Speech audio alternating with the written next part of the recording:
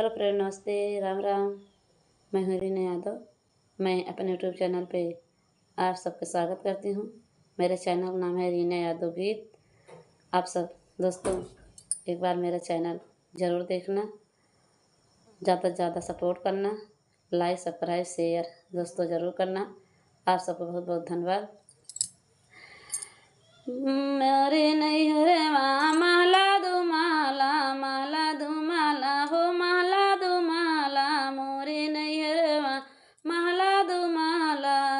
बिन बिरना के माला ना सोहै राम, बिन बिरना के माला ना सोहै राम, ना सोहै राम हो ना सोहै राम, बिन बिरना के माला ना सोहै राम।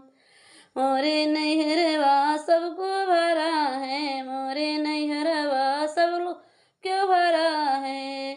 बिने बपई के बारा के खोजे राम, बिने बपई के बारा के खोजे राम। मोरे नैहरवा माला दो माला, मोरे नैहरवा माला दो माला।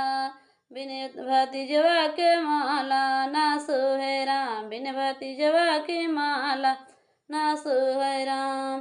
मोरे नैहरवा सब कुछ भरा है, मोरे हवा सब कुछ भरा है। बिने मम्मी दुलरवा के करी है राम, बिने मम्मी दुलरवा के करी है राम, के करी है राम, के करी है राम, बिने मम्मी दुलरवा के करी है राम। मोरे नैहरवा सब क्यों भरा है, मोरे नैहरवा सब क्यों भरा है। बिने भाभी रोसैया ना सोहै राम, बिने भाभी रोसैया ना सोहै राम।